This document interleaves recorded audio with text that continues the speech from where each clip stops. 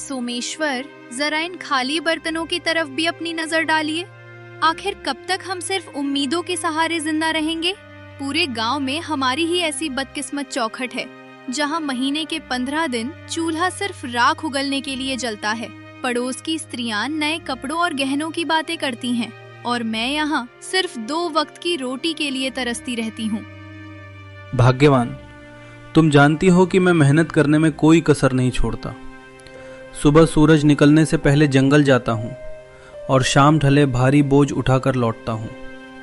लकड़ी काटना ही मेरा पुरखों का हुनर है और इसी से हमारा गुजारा चलता है।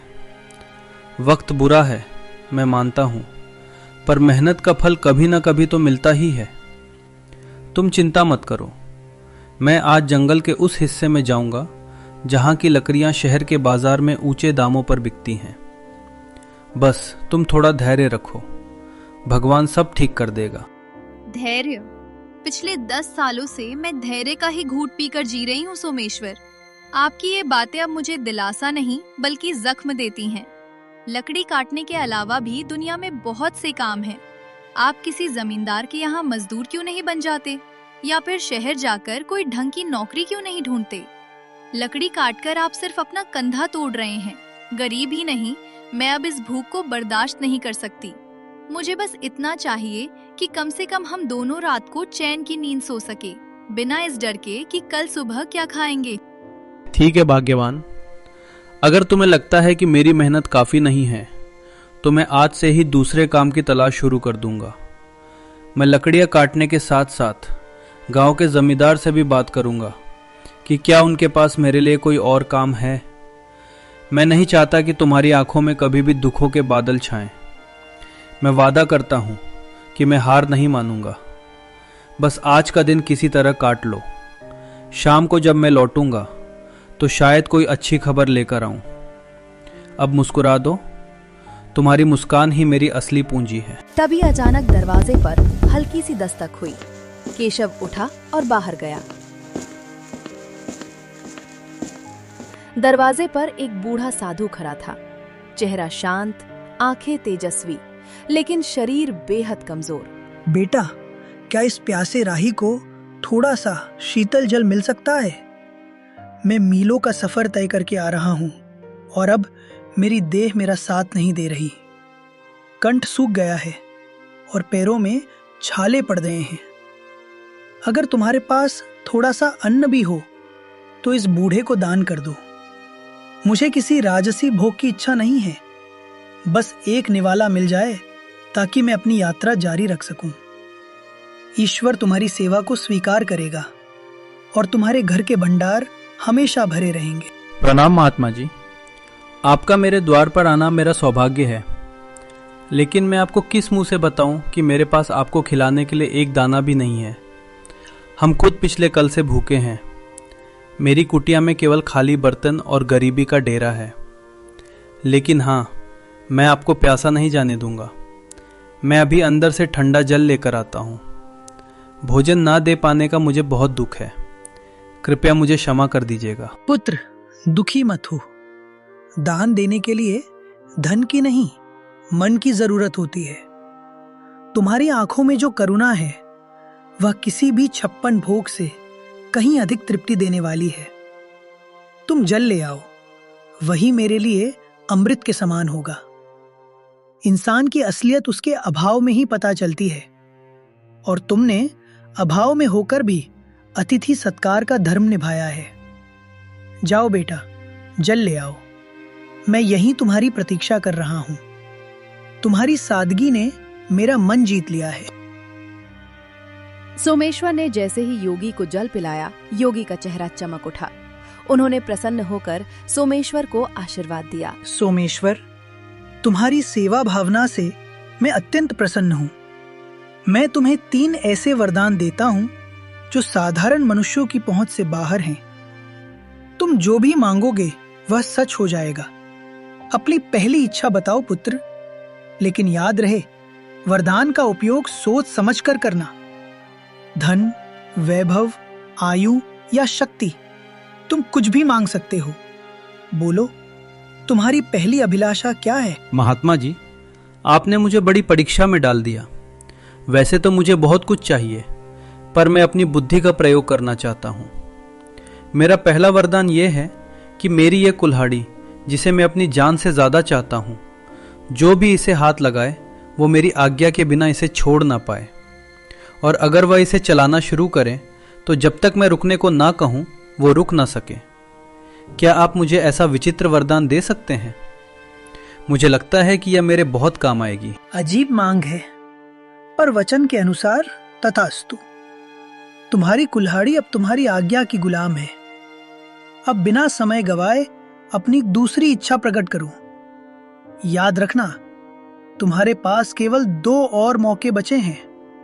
क्या तुम्हें सोने की खदानें चाहिए, या फिर कोई ऐसा महल जो बादलों को छूता हो? संसार की हर सुख सुविधा तुम्हारे कदमों में हो सकती है। बस एक बार अपने मन की बात कहो और चमत्कार देखो। महाराज, दूसरी इच्छा के लिए मैं इस पुरानी लकड़ी की कुर्सी को चुनता हूँ। मैं चाहता हूँ कि जो कोई भी इस कुर्सी पर एक बार बैठ जाए वो मेरी अनुमति के बिना यहाँ से हिल तक ना सके। वो इस कुर्सी से ऐसा चिपक जाए जैसे पत्थर पर लकीर। चाहे कोई कितना भी बलवान क्यों ना हो, मेरी मर्जी के बिना उसका उठना नामुमकिन हो जाए। बस यही मेरी दूसरी विनती है। मुझे विश्वास है कि आप मेरी इस इच्छा को भी पूरा करेंगे। तुम्हारी सोच किसी आम आदमी जैसी नहीं है सोमेश्वर। ये वरदान भी तुम्हें दिया। अब आखिरी और तीसरी इच्छा की बारी है। सोच लो, क्या तुम अपनी गरीबी हमेशा के लिए खत्म नहीं करना चाहोगे? क्या तुम्हें अपने लिए लंबी आयु यानी रोगी काया नहीं चाहिए? ये अंतिम अवसर है। इसके बाद मैं अदृश्य हो जाऊंगा और फिर कभी नहीं मिलूंगा। अपनी तीसरी इच्छा मांगो और अपने भाग्य का फैसला खुद करो। महात्मा जी, तीसरी इच्छा के रूप में मैं चाहता हूँ कि मेरा यह जो चमड़े का पुराना थैला है, इसके भीतर मैं जो कुछ भी डाल दूँ, चाहे वह कोई वस्तु हो, सोना हो या कोई जीवित प्राणी, उसे मेरे अलावा कोई और बाहर ना निकाल सके। वो उस थैले की गहराई में तब तक कैद रहे जब तक मैं खुद उसे आज़ाद न करूं। यही मेरी अंतिम मांग है। तुम्हारी सोच किसी आम आदमी जैसी नहीं है। सोमेश्वर विचित्र मांगे हैं, पर वचन के अनुसार तथास्तु। तुम्हारी तीनों मांगे पूरी हुई। याद रखना, वरदान तभी काम आते हैं जब उनका उपयोग सही समय पर हो।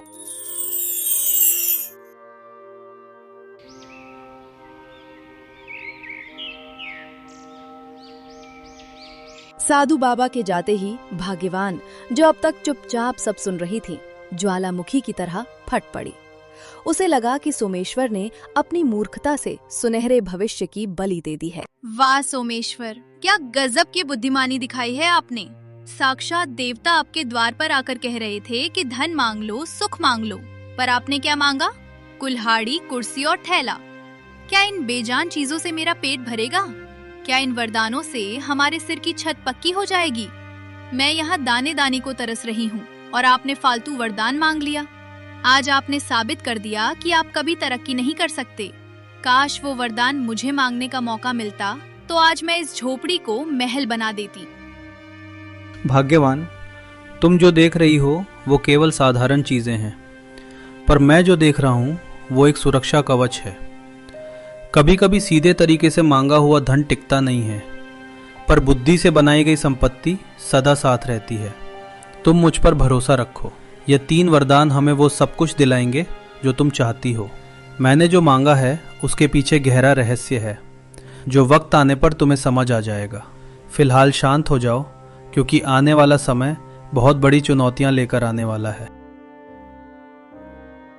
पत्नी के तानों से आहत होकर सोमेश्वर अपनी पुरानी कुल्हाड़ी कंधे पर रखकर रत्नपुर के सबसे घने और डरावने जंगल की ओर निकल पड़ा। दोपहर की तपती धूप पेड़ों की घनी छांव को चीरने की कोशिश कर रही थी। सोमेश्वर एक पुराने बरगद के पेड़ के नीचे बैठ गया।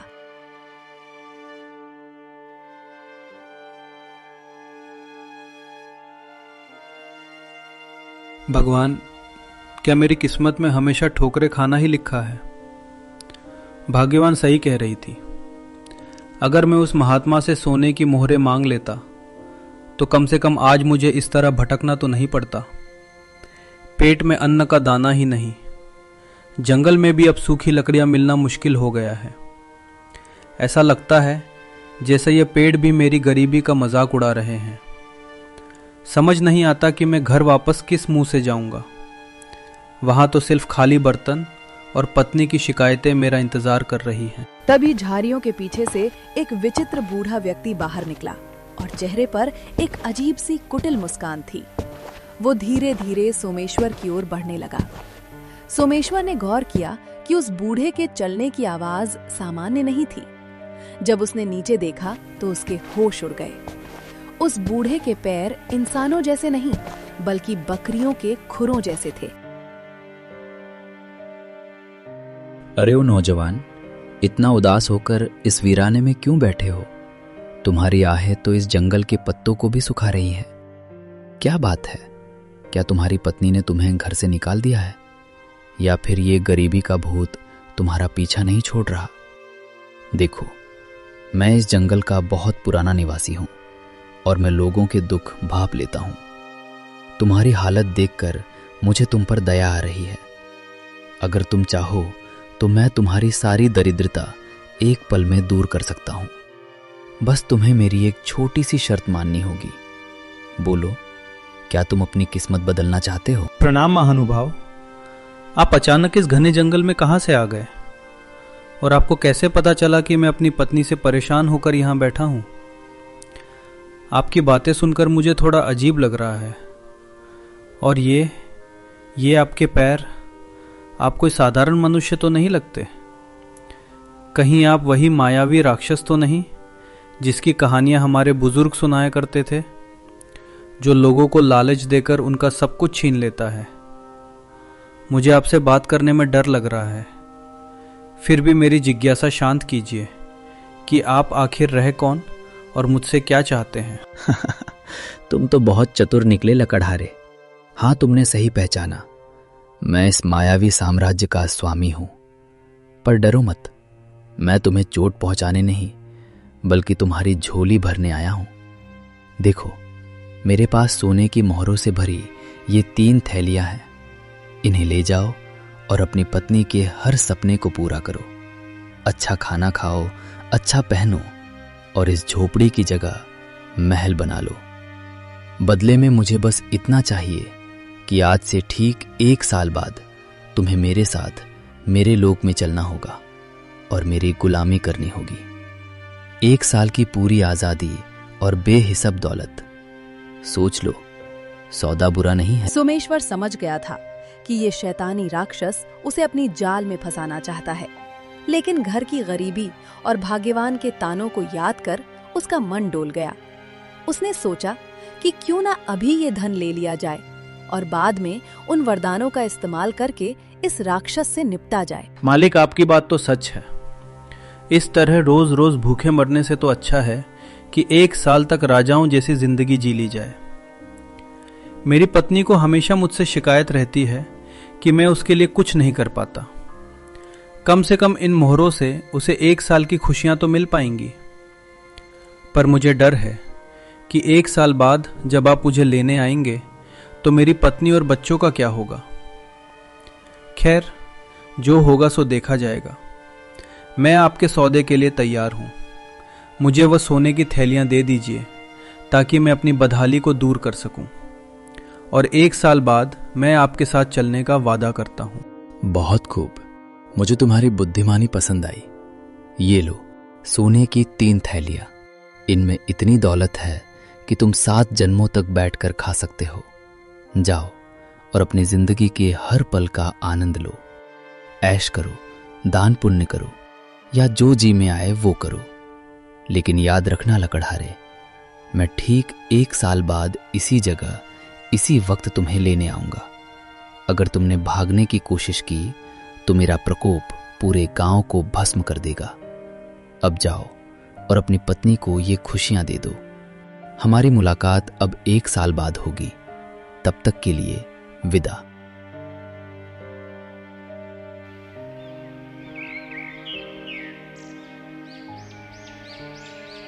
सोमेश्वर भारी मन और भारी थैलियों के साथ घर लौटा। उसने रास्ते से ढेर सारी मिठाइयाँ, फल, मछली और नए कपड़े खरीद। भाग्यवान, ओ भाग्यवान, देखो मैं तुम्हारे लिए क्या लाया हूँ। अब तुम्हें कभी भूखा नहीं सोना पड़ेगा और ना ही उन फटे हुए कपड़ों में रहना होगा। देखो मैं बाजार से तुम्हारे लिए रेशमी वस्त्र और सबसे बढ़िया पकवान लाया हूँ। और ये देखो सोने की मोहरों से भरी थैलियाँ। अब हम इस पुरानी कुटिया को तोड़कर एक आलीशान मकान बनाएंगे। पूरे चंदनपुर में हमारे जैसा अमीर कोई नहीं होगा। अब मुस्कुराओ और अपनी इस नाराजगी को छोड़ दो, क्योंकि तुम्हारे पति ने तुम्हारी सारी इच्छाएं पूरी करने का रास्ता ढूंढ लिया है। अरे ये सब क्या है सोमेश्वर? सुबह तो आपके पास एक कौड़ी नहीं थी और अभी दोपहर ढलते ही आप सोने की थैलियां लेकर आ गए। क्या आपने कहीं चोरी की है या किसी का खून किया है? इतने सारे पैसे आपको भला कौन दे सकता है? और ये मिठाइयाँ, ये कपड़े, मेरा तो सिर चकरा रहा है। मुझे सच सच बताइए कि ये धन कहाँ से आया है? कहीं ऐसा ना हो कि इन सुखों के बदले हमें कोई बहुत बड़ी कीमत चुकानी पड़े। मुझे आपकी आंखों में वो खुशी नहीं दिख रही जो इतनी दौलत मिलने पर होनी चाहिए। आप कुछ छुपा रहे हैं ना? भाग्यवान, तुम बहुत सवाल पूछती हो। मैंने कोई चोरी नहीं की है। मुझे जंगल में एक बहुत बड़ा काम मिला है जिसके लिए मालिक ने मुझे यह पेशगी दी है। उन्होंने कहा है कि मैं 1 साल तक आराम करूं और फिर उनके काम पर लौटूं। बस तुम इतना समझ लो कि अब हमारे अच्छे दिन आ गए हैं। आने वाले 1 साल में हम वो सब करेंगे जो हमने कभी सोचा भी नहीं था। जो भविष्य में होगा उसकी चिंता आज क्यों करना। अभी तो बस इस भोजन का आनंद लो और अपनी खुशियां मनाओ। बाकी सब मुझ पर छोड़ दो। भाग्यवान खुश तो थी, पर उसके मन के किसी कोने में एक अनजाना डर बैठ गया था। समय अपनी गति से चलता रहा। सोमेश्वर, आज साल का आखिरी दिन है और आप सुबह से पागलों की तरह इस पुरानी कुल्हाड़ी को क्यों खो रहे हैं? हमारे पास अब सोने की कमी नहीं है, फिर भी आप इस फटी पुरानी कुल्हाड़ी और लकड़ी की बेकार कुर्सी को अपनी जान से ज्यादा संभाल कर रखते हैं। मुझे सच सच बताइए, वो मालिक कौन है जिसने आपको इतना धन दिया और आज वो आपको कहाँ ले जाने वाला है? आपकी चुप्पी मुझे अंदर ही अंदर खाए जा रही है। क्या हम हमेशा के लिए जुदा होने वाले हैं? अगर ऐसा है तो मुझे ये धन दौलत नहीं चाहिए। मुझे बस अपने पति का साथ चाहिए।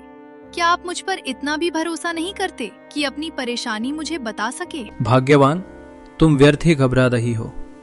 मैंने तुम्हें पहले भी कहा था कि वक्त आने पर सब पता चल जाएगा। आज वह घड़ी आ गई है। जो धन हम पिछले 1 साल से इस्तेमाल कर रहे हैं वह कोई साधारण धन नहीं था। उसे पाने के लिए मैंने अपनी जान का सौदा किया है। लेकिन घबराओ मत। मैंने उस महात्मा से जो 3 वरदान मांगे थे वह आज हमारी रक्षा करेंगे।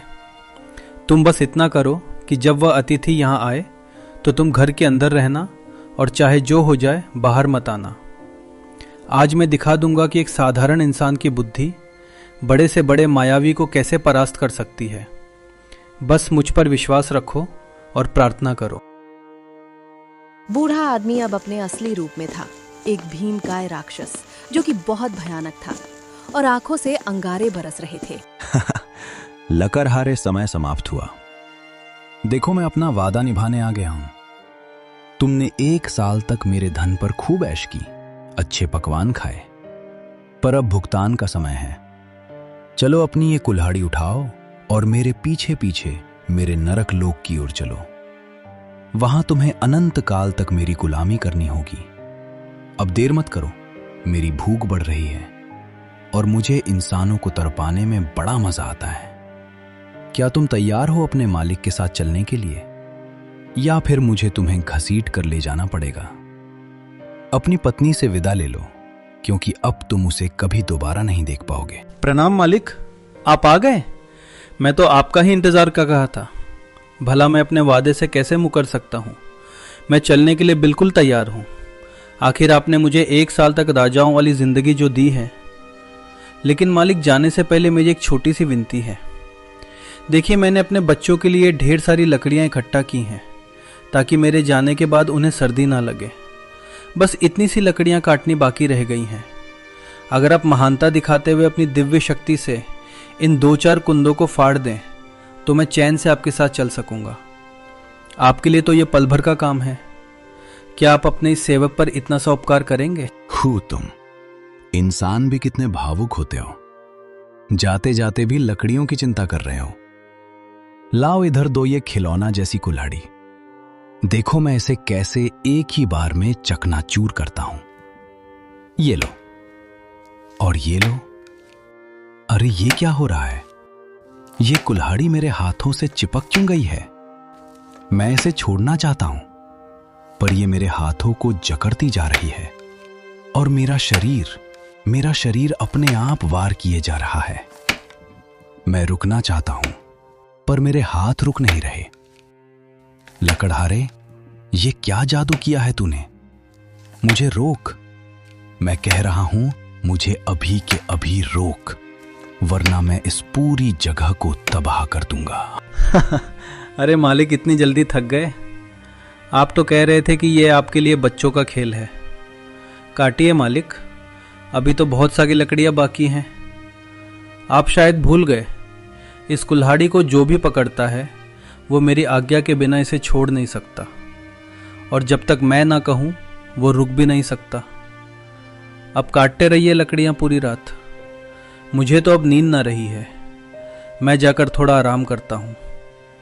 जब आप थक कर चूर हो जाएं और आपकी हड्डियां जवाब देने लगे, तब मुझे पुकारिएगा। तब तक इस मुफ्त की मजदूरी का आनंद लीजिए। महाबली राक्षस राज। सोमेश्वर, बेटा सोमेश्वर, मुझे बचा ले, मैं हार गया। तुम्हारी बुद्धि के आगे मेरी माया फेल हो गई। मेरे हाथ अब फटने वाले हैं, मेरा दम घुट रहा है।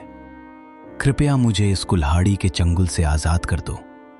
मैं कसम खाता हूं कि मैं तुम्हें अभी नहीं ले जाऊंगा।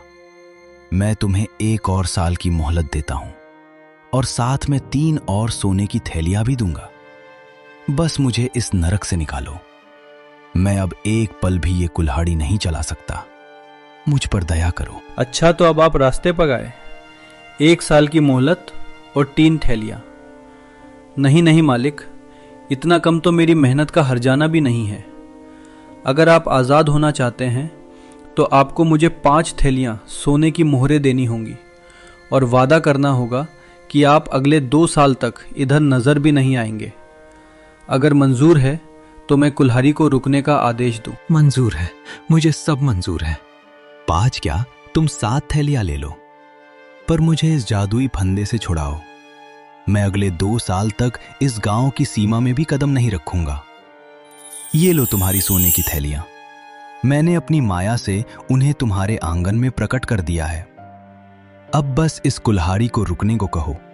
मेरी शक्ति अब जवाब दे रही है। सोमेश्वर ने कुल्हाड़ी को रुकने का आदेश दिया। कुल्हाड़ी तुरंत राक्षस के हाथ से छूटकर गिर गई। राक्षस बिना पीछे मुड़े वहां से भाग खड़ा हुआ। समय का पहिया अपनी गति से चलता रहा, और देखते ही देखते 2 साल का लंबा अरसा बीत गया।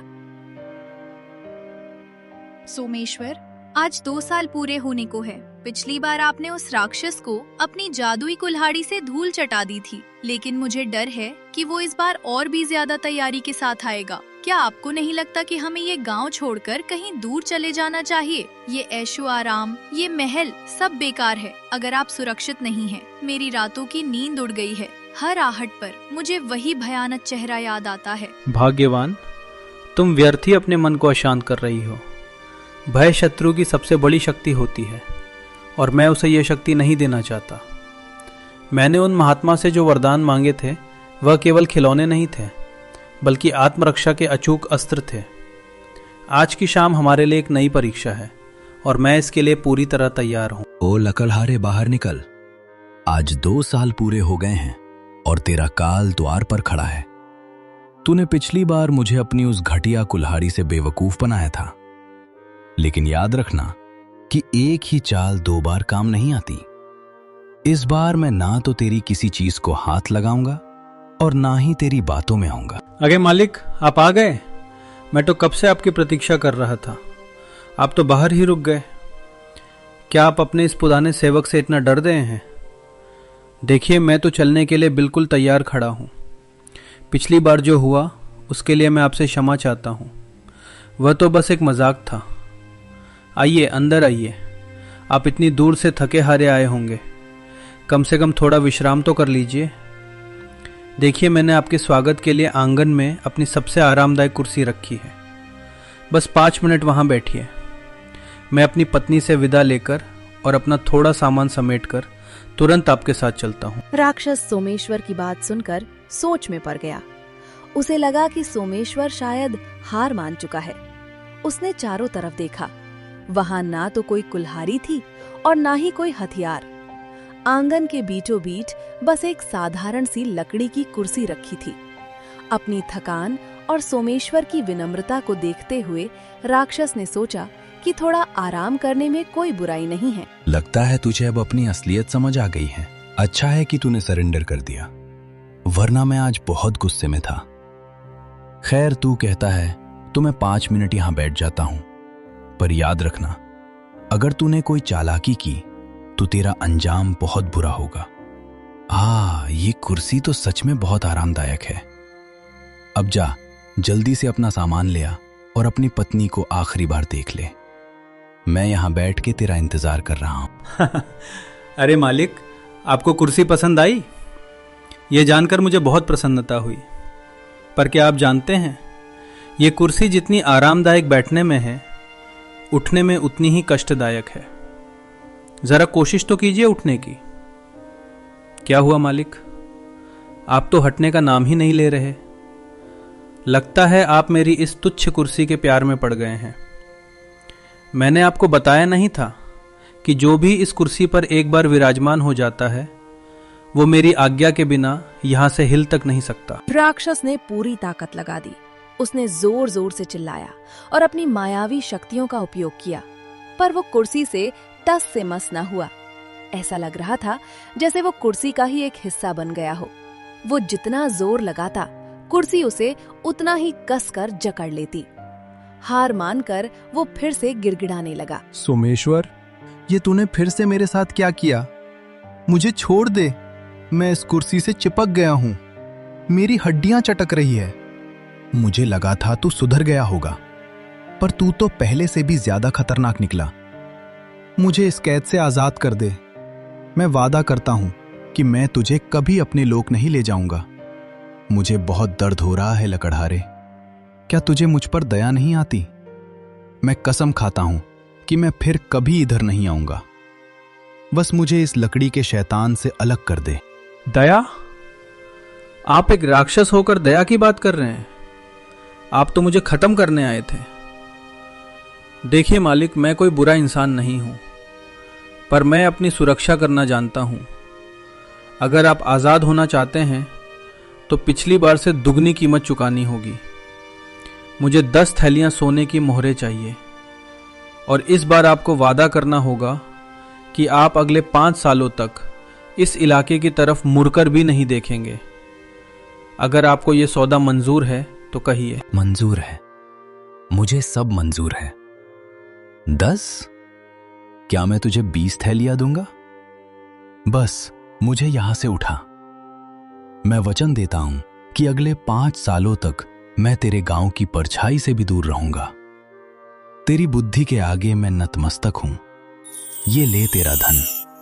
अब बस अपनी इस जादुई कुर्सी को हुक्म दे कि वो मुझे छोड़ दे। मैं अब एक पल भी यहां नहीं रुकना चाहता। मुझे जाने दे सोमेश्वर। मैं फिर कभी तुझे चुनौती देने की भूल नहीं करूंगा। सोमेश्वर ने जैसे ही आजाद कहा, राक्षस स्प्रिंग की तरह कुर्सी से उछला और बिना पीछे देखे भाग निकला। उसके बाद राक्षस कभी वापस नहीं आया। सोमेश्वर उस धन से गांव का सबसे अमीर आदमी बन गया था, और इस तरह सोमेश्वर और भाग्यवान ने अपनी सादगी और बुद्धिमत्ता से एक महाबली राक्षस को धूल चटा दी। रतनपुर में खुशियां लौट आईं, और सोमेश्वर की ये कहानी युगों युगों तक सुनाई जाने लगी कि कैसे एक साधारण लकड़हारे ने अपनी बुद्धि के बल पर भाग्य को बदल दिया। अगर आपको ये कहानी पसंद आई हो तो लाइक करें, अपने दोस्तों के साथ शेयर करें और अपनी राय कमेंट में बताएं। आपका साथ हमें और भी मजेदार और प्रेरणादायक कहानियां लाने की ताकत देता है। तो सब्सक्राइब करके हमें और ज्यादा मेहनत करने का हौसला दें। Thanks for watching.